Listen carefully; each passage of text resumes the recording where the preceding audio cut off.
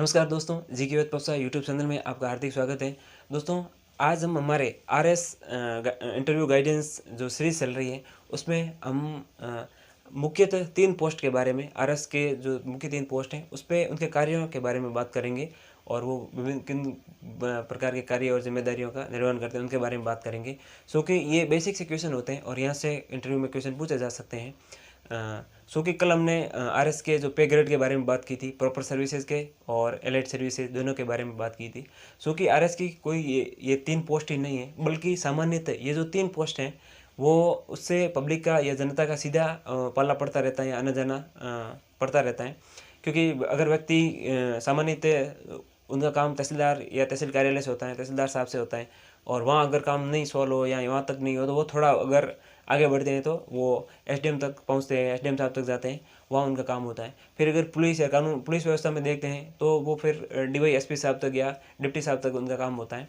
तो ये जो 3 पोस्ट हैं पॉपुलरली, हालांकि विभिन्न पदों पर आरएस कार्यरत होते हैं और वो अपनी सेवाएं देते रहते हैं, वो विभिन्न विभागों में कार्यरत रहते हैं, लेकिन ये जो मेन जो 3 पोस्ट होती हैं वो मतलब पब्लिक फिगर में या पब्लिक से सीधे टच में रहती हैं और वही ज़्यादा चर्चा में रहती है, उसी का ही बोलबाला होता है। बाकी बहुत अच्छी पोस्ट होती हैं। एलाइड सर्विस लगभग प्रॉपर सर्विसेज की बात करते हैं तो लगभग 20 सेवाएं आती हैं, लेकिन जो 3 ऊपर की पोस्ट हैं वो ज़्यादा चर्चित या ज़्यादा प्रसिद्ध होती हैं और उनकी जो प्रतिष्ठा है वो सानी नहीं है। तो आज हम बात करेंगे 3 पोस्टों के, आरएस के ही कार्यों के बारे में। तो आरएस के कार्य, अब चूंकि आरएस में भी ये तो एक राजस्थान एडमिनिस्ट्रेटिव सर्विस यानी कि समस्त राजस्थान की या पूरी एक सेवा है, इसमें विभिन्न प्रकार के पद हैं। तो इसमें हम देख लेंगे आज एसडीएम, और एसडीएम के बाद हम यहाँ डीएसपी, आरपीएस उनके कार्य देखेंगे और साथ ही यहाँ पे देखेंगे तहसीलदार के, इनके कार्यों के बारे में थोड़ी बात करेंगे। अब एसडीएम के बारे में सर्वप्रथम हम ये कह सकते हैं कि जो एसडीएम, जैसे हम इंटरव्यू में जैसे पूछता है या पूछा जाता है कि अच्छा एसडीएम के बारे में बताइए, ऊपर की आपने जैसे सामान्य तो पूछते हैं अच्छा आरएस क्या होता है, आप आरएस क्यों बनना चाहते हो, आरएस क्यों बनना चाहते हो, अगर ये क्वेश्चन पूछा जाए तो ये देखिए एक वो कहते हैं ना का ये एक तरह का मतलब वो काल्पनिक क्वेश्चन या उसको हाइपोथेटिकल कह सकते हैं, काल्पनिक तो क्या वास्तविक है, लेकिन ये एक हाइपोथेटिकल क्वेश्चन है और इसका कोई एक आंसर नहीं हो सकता है। तो एक हाइपोथेटिकल क्वेश्चन का कभी कोई यूनिवर्सल आंसर नहीं हो सकता है, बस मैंने जो बता दिया, किसी ने बता दिया, या ये आपके अंदर का एक या वो आपका वास्तविक या जो रियल में जो आंसर होता है वो आंसर ही काम आएगा, तो वो होता है। और फिर एसडीएम तो इसकी फुल फॉर्म में छिपा हुआ है कि सब डिविजनल मजिस्ट्रेट होता है, तो इसके बाद मजिस्ट्रियल कार्य होते हैं, मजिस्ट्रियल कार्य। और एसडीओ और एक एसडीएम भी होते हैं। जैसे एसडीएम एक पोस्ट और होती है, कभी कभी एसडीओ भी हम सुनते हैं, तो वो सीधा ये पूछ लेंगे, आप जब भी बताएंगे कि एसडीएम, अच्छा एसडीएम के कार्य, या फिर यहीं वो पूछ लेंगे एसडीएम और एसडीओ में क्या अंतर है। तो आप जब एसडीओ बताते हो तो सीधा होता है सब डिवीज़न ऑफिसर यानी कि उप विभागीय अधिकारी। तो एसडीओ हर डिपार्टमेंट में मिल सकता है आपको, लेकिन एसडीएम एक उपखंड में एक ही एसडीएम बैठता है।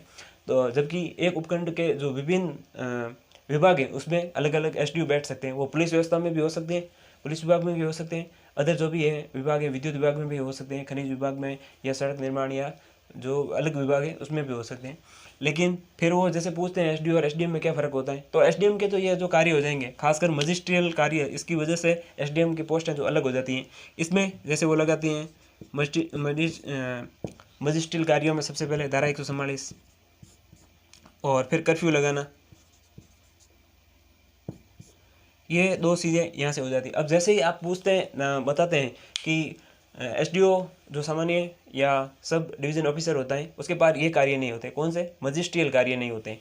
और जैसे ही आप बताते हो धारा 144 और कर्फ्यू, तो वो सीधा पूछते हैं कि कौन सी धारा, ये किस कानून की धारा है, या फिर ये किस अधिनियम की धारा है, या फिर ये किस नियम कानून या इसके बारे में कौन सा कानून है, उसकी कौन सी ये धारा है। तो अब आप यहाँ आप बताते हैं सीआरपीसी की धारा 144, अच्छा धारा 144, फिर जैसे ही आप धारा 144 के बारे में कुछ बताएंगे, जैसे आप कह सकते हैं कि सार्वजनिक स्तर पर 5 जनों से ज़्यादा लोग इकट्ठे नहीं हो सकते हैं, और अगर आपके पास लाइसेंस हथियार हैं और लाइसेंस शुदा भी है तो भी आप वो लाइसेंस होते हुए भी वेपन कैरी नहीं कर सकते हैं, तो ये बताएंगे। तो फिर वो कहेंगे कि कर्फ्यू कर्फ्यू क्या होता है।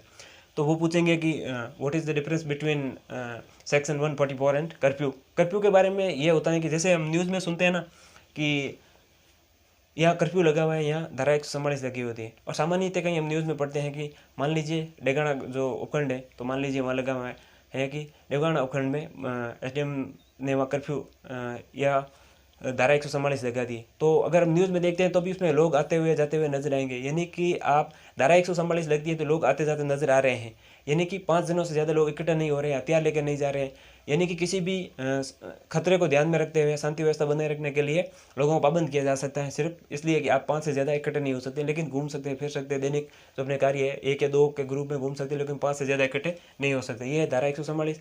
जबकि कर्फ्यू सामान्य जैसे जम्मू कश्मीर की बात करें हम, जब भी ये जम्मू कश्मीर और लद्दाख केंद्र शासित प्रदेश नहीं बने थे उससे पहले, जब भी कोई आतंकवादी हमला या एक आतंकवादी हमला होता था, उसके बाद हम जैसे ही देखते थे कि लेह डिस्ट्रिक्ट के जो जिला कलेक्टर हैं उन्होंने संबंधित क्षेत्र में कर्फ्यू घोषित कर दिया, यानी कि कोई भी पत्ता भी नहीं हिलता था। मतलब कहने का मतलब है लोग बाहर नहीं आते थे, घरों के अंदर सब बंद थे, जबकि उनको जो दैनिक आवश्यकता की जो एसेंशियल सर्विसेज होती थी, सेवाएं उनको मिल जाती थी, दूध पानी जो भी सब्जी वो मतलब खरीद या उनको वहाँ तक पहुँचा दी जाती थी, लेकिन वो घर से बाहर नहीं निकलते थे। तो कर्फ्यू और जो हम यह कह सकते हैं कि धारा 144 है, उसमें मुख्यतः ये अंतर होता है।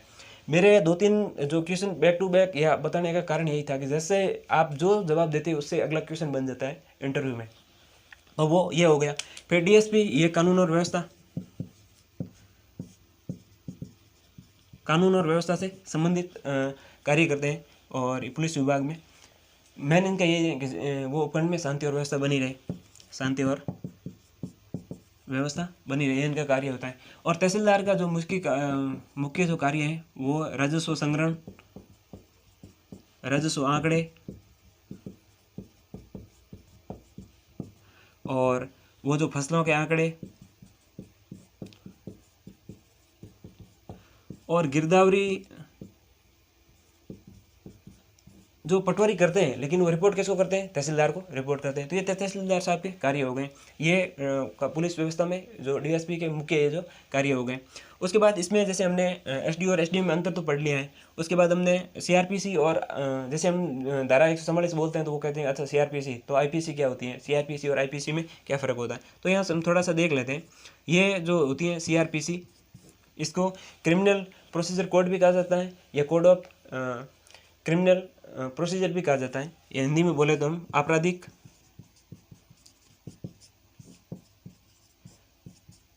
प्रक्रिया संहिता।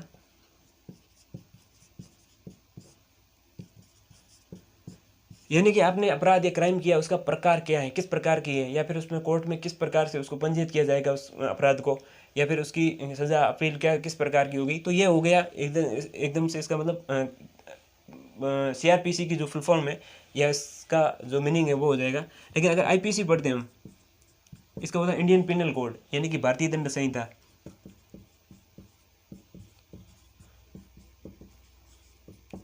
ये आपको दंड यानी क्या दंड देना है, या तो हुआ सिर्फ प्रकार, अपराध किस प्रकार का अपराध हुआ, या क्या यहाँ क्या दंड देना है वो डिसाइड होता है, वो IPC में होता है, इंडियन पिनल कोड में। और ये जो है 1860 में लागू हुई थी। 1834 में आता है जो पहला विधि आयोग बनता है लॉर्ड मैकाले की अध्यक्षता में। उसके बाद क्योंकि अपराध यानी कि जो भारतीय थे वो अंग्रेज़ों के खिलाफ जो भी क्राइम करते थे उसको इस इंडियन पिनल कोड या भारतीय दंड संहिता के अनुसार उनको सज़ा दी जाती थी उनसे अनुसार। और ये CRPC है, ये आया था 1973 में, 1973 में आया था। और इसमें अपराध किस प्रकार का है, जैसे सिविल और क्रिमिनल मामले होते हैं। सिविल मामलों में वो मामले हो जाएंगे जिसमें आप जैसे दहेज का मामला हो गया या फिर उत्तराधिकार का मामला हो गया, ये सिविल मामलों में आते हैं। और क्रिमिनल मामलों में वो आते हैं जिसमें आप जैसे कह सकते हैं कि किस प्रकार का आपने मर्डर कर दिया है, या फिर ऐसे जो कॉग्निटिव ऑफेंस या फिर कहते हैं गंभीर अपराध, या वो आते हैं वो जो मतलब सिविल या फिर वो फौजदारी मामले या फिर क्रिमिनल मामलों में आ जाते हैं। तो इस प्रकार मैंने आज 2-3 क्वेश्चन भी आपको बताए। साथ ही इसमें अगर हम कह सकते हैं तो अब SDM को और क्या क्या मिलता है, तो उनको बहुत ही चुनाव से संबंधित कार्य होते हैं, SDM करवाता है। पंजीकरण के संबंधित कार्य जैसे बीमा पंजीकरण हो गया, ST OBC ST SC OBC के जो जाति प्रमाण पत्र है, मूल निवास है, डोमिसाइल या फिर कास्ट सर्टिफिकेट है, वो सब SDM के ये उन पर कार्य करता है, चुनाव के कार्य हैं तो एसडीएम करता है, वाहन पंजीकरण हो गया। हालांकि वाहन पंजीकरण जो लाइसेंस हो गया गाड़ियों के वाहन पंजीकरण लाइसेंस ये आरटीओ में आते हैं, लेकिन वो बिहाफ ऑफ एसडीएम यानी कि एसडीएम के बिहाफ पे आरटीओ जारी करता है। तो ये इस प्रकार के कार्य हो गए एसडीएम के मुख्य। और इस पर फिर अलाउंसेस क्या मिल सकते हैं, इनको आवास मिलता है रहने के लिए, गाड़ी मिलती है, सामान्यतः गवर्नमेंट की जो SLX बोलेरो गाड़ी होती है वो मिलती है, और नौकर मिलता है। नौकर यानी कि ड्राइवर तो मिलता ही है, साथ ही घरेलू जो आवास के साथ जो मतलब किचन में रसोईया माली जो घर का जो उनका रसोई का काम करता है वो इसमें को ये सुविधा मिलती है। साथ ही में बिजली और लाइट का कनेक्शन यानी कि बिल का भुगतान वो मिलता है, और सेकंड AC या फिर सेकंड जो यात्रा करते हैं तो सेकंड श्रेणी का टिकट मिलता है इनको। तो ये इस प्रकार की कुछ सुविधाएं हैं एसडीएम और खासकर एसडीएम को। और तहसीलदार साहब को गाड़ी वही मिलती है, मतलब SLX गाड़ी मिलती है उनको। और फिर एक बात होती है कि जब मैंने ये मजिस्ट्रियल पावर या मजिस्ट्रियल कार्यों के बारे में बात की है, तो ऐसा तब होता है जब कई बार आप देखते हैं तहसीलदार नहीं लिखा होता है उनकी गाड़ी या कार्यालय के आगे, वहाँ लिखा होता है तहसीलदार एवं कार्यपालिक मजिस्ट्रेट। यानी कि जब एसडीएम और तहसीलदार एक ही जगह बैठते हैं, वो कब बैठते हैं, जब उपखंड और तहसील एक ही हो। मान लीजिए वो पहले तहसील थी और बाद में क्रमोन्नत होकर उस उपखंड बन गया, और एक उपखंड में 1 या 2 तहसील हो सकती हैं। तो जब ऐसी तहसीलदार और जो एसडीएम साथ में बैठते हैं, साथ में बैठने का मतलब एक ही भवन में बैठते हैं, एक ही उपखंड में बैठते हैं, तो वहाँ तहसीलदार के पास ये जो मजिस्ट्रियल पावर ये नहीं होते, यानी कि वो एसडीएम के पास ही होते हैं। लेकिन कई तहसील बनी हुई है वो थोड़ी वहाँ पे मतलब एसडीएम पहुँच नहीं सकता, लेकिन वहाँ एक तहसीलदार ही बैठा है, तो उनके पास उनके नाम के आगे लिखा होगा तहसीलदार एवं कार्यपालिक मजिस्ट्रेट, जबकि इनके लिए नाम के आगे या गाड़ी पे आगे लिखा होता है उप जिला मजिस्ट्रेट, और एसडीएम या उप जिला मजिस्ट्रेट लिखा हुआ होता है। तो ये जो एक अंतर होता है, क्योंकि तहसीलदार के पास कहते हैं मजिस्ट्रियल पावर उनको दी जाती है जो कार्यपालिक मजिस्ट्रेट के रूप में कार्य करता है, उनको दी जाती है। तो इनमें एक थोड़ा ये भी अंतर है। तो निश्चित तौर पर आज हमने जो RS हमारे ये कह सकते हैं कि RS इंटरव्यू गाइडेंस सीरीज़ का ये दूसरा जो सेकंड वीडियो है, इसमें हमने कुछ कार्यों के बारे में जाना और RS के SDO या इनके बारे में जाना, और कुछ क्वेश्चनों की बात की। जैसे हम वो एक क्वेश्चन का आंसर देते हैं, उसके बाद ही उत्तर अगला क्वेश्चन तैयार रखेंगे। तो निश्चित तौर पर आपको इससे कुछ जानकारी मिली होगी। और फिर से RS की जो इस बार इंटरव्यू दे रहे हैं, और आपको पता है 22 मतलब सोमवार से 22 मार्च से फर्स्ट फेज़ के जो इंटरव्यू है 300 लोगों के इंटरव्यू हैं RS के, उनको अभी से ही अग्रिम शुभकामनाएं कि आप विजिट होकर आएँ और अजमेर की घुघरा घाटी से जीत ही आपकी हो। और बाकी जिनके आगे 31 मार्च से जो 7 मई तक इंटरव्यू चलने वाले हैं, बाकी जो कैंडिडेट हैं उनको भी अभी से अग्रिम शुभकामनाएं कि आप भी विजिट होकर आएँ।